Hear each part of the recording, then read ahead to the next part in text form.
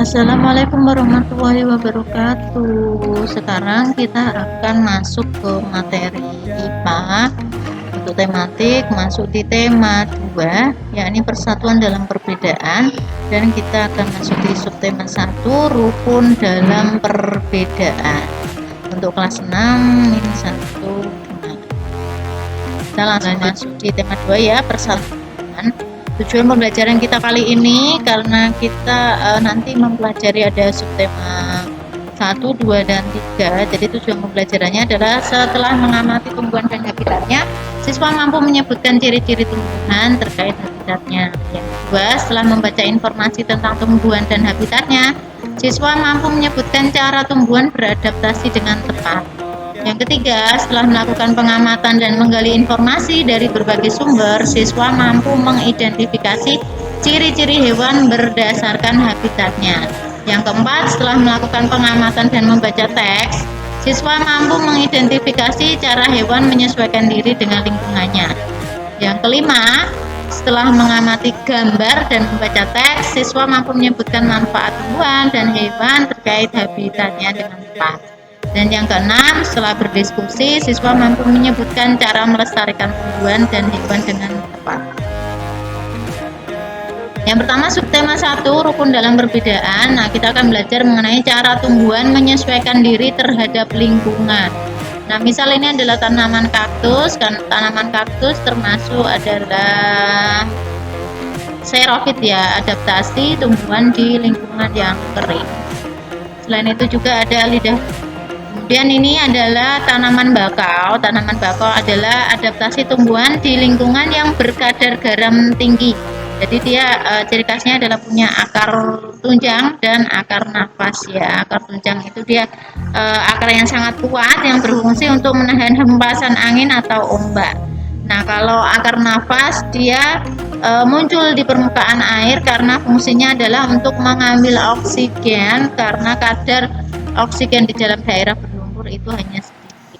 Dan yang ketiga adalah tanaman teratai. Tanaman teratai ini termasuk kategori hidrofit karena dia adalah adaptasi tumbuhan di lingkungan. Kemudian ada lagi, ini adalah contoh tanaman lumut karena dia adalah adaptasi tumbuhan di lingkungan yang lembab atau bisa disebut dengan higrofit ya.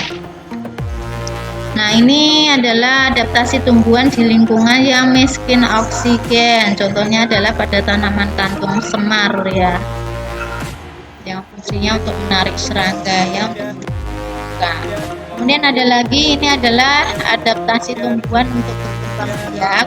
Misal tanaman Rafflesia ya, mengeluarkan bau busuk untuk menarik perhatian serangga. Biasanya lalat karena dia adalah bau yang busuk. Perhatian serangga itu fokusnya di lalat ya biasanya, atau serangga yang dapat hinggap ke tanaman Rafflesia tersebut akan membantu proses. Nah, ini adalah salah satu cara tumbuhan untuk melindungi diri. Nah, contohnya adalah bunga mawar ya, tanaman mawar ya, dia memiliki duri pada tanaman. Kemudian ini ada contoh lagi adalah nanas. Kalau nanas dia memiliki duri yang tajam pada tanaman nanas. Kemudian ada lagi ini getah, menghasilkan getah ya, ini adalah tanaman karet. Jadi misal ada untuk perlindungan dirinya agar dia bisa lengket ya di tanaman yang menghasilkan. Dan ini adalah tanaman kecubung, nah, bisa menghasilkan racun. Nah, subtema 2 kita akan masuk ke materi yang kaitannya subtema 2, bekerja sama mencapai tujuan. Nah, berikut adalah cara hewan menyesuaikan diri terhadap lingkungannya. Nah, tujuan penyesuaian diri pada hewan itu yang pertama untuk memenuhi kebutuhan hidup, misalnya air dan makanan. Yang kedua, mengatasi kondisi lingkungan yang ekstrim, misalnya lingkungan yang sangat panas, dingin, atau kering. Yang ketiga adalah melindungi diri dari pemangsa. Nah, ini adalah bentuk struktur gigi, penyesuaian struktur gigi terhadap jenis makanan. Di dalam contoh adalah ini contohnya buaya. Jadi buaya itu memiliki struktur gigi taring yang sangat tajam untuk memudahkan dalam memakan daging. Ini ada lagi untuk penyesuaian bentuk paruh terhadap jenis makanan. Nah, ini adalah contohnya, kita ambil bebek. Jadi bebek ini memiliki paruh, karena paruhnya ini dipakai untuk pemakan cacing, maka dia bentuknya lebar dan memiliki struktur yang seperti sisir di bagian pangkalnya, yang berguna untuk menahan makanan yang licin agar tidak lepas dan menyaring makanan dari luar.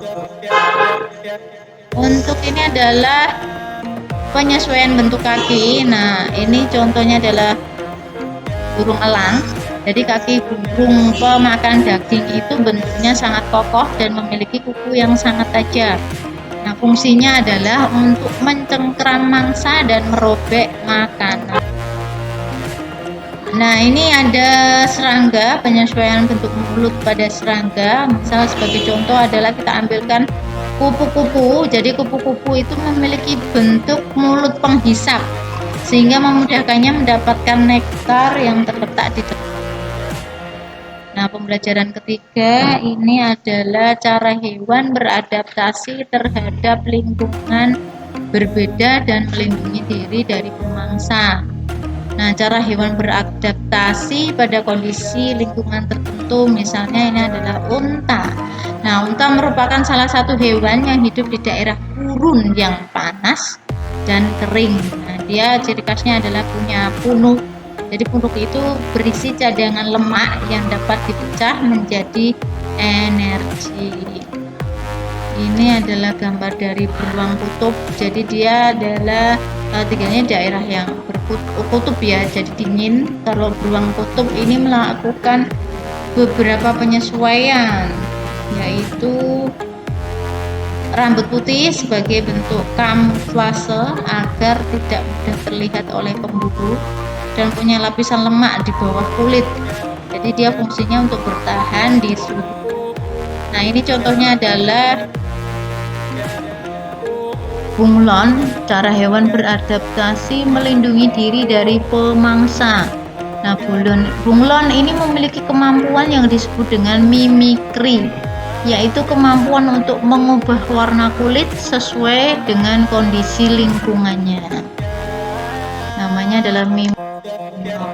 Dan ini gambarnya adalah gambar ikan buntal. Namanya ikan buntal itu memiliki kemampuan, awalnya bentuk ikannya biasa, tetapi ketika untuk perlindungan diri dia mempunyai kemampuan untuk menggembungkan tubuhnya, jadi seperti balon ya.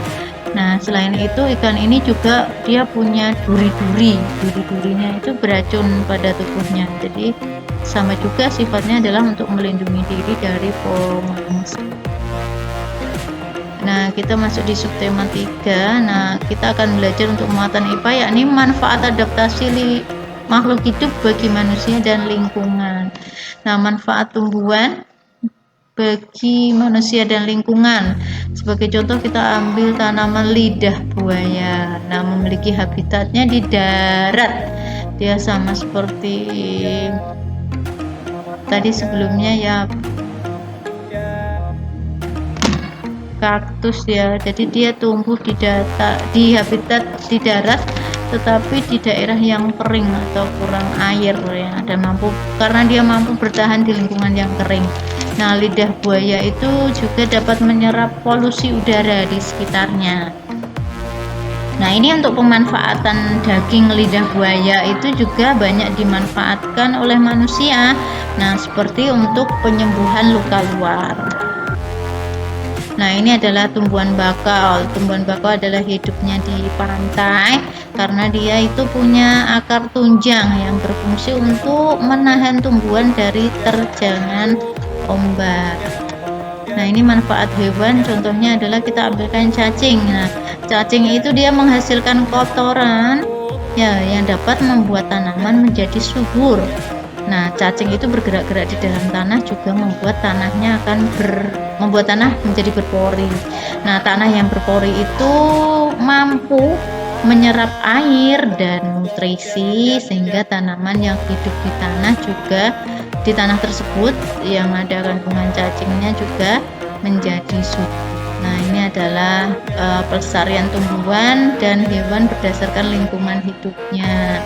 Nah, pelestarian tumbuhan berdasarkan lingkungan hidupnya ini adalah contohnya tumbuhan bunga Padma raksasa atau biasa yang disebut dengan Rafflesia arnoldi, ya, memiliki mahkota berwarna merah dan mengeluarkan aroma busuk seperti bangkai yang dapat mengundang hewan untuk membantu proses penyerbukan.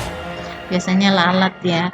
Rafflesia itu membutuhkan waktu hingga 9 bulan untuk tumbuh.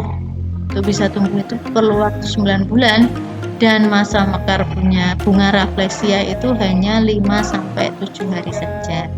Nah, oleh karena itu untuk pelestariannya peran pemerintah itu sangat diperlukan dalam melestarikan tumbuhan. Nah, ini untuk pelestarian hewan berdasarkan lingkungan hidupnya. Karena saat ini ancaman kelangsungan hidup orangutan mencakup berubahnya fungsi hutan.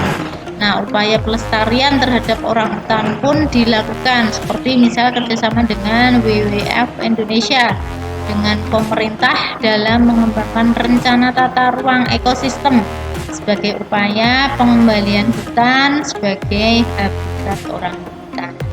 Nah, yang kedua, sebagian besar orangutan yang selamat dilindungi di tempat penangkaran.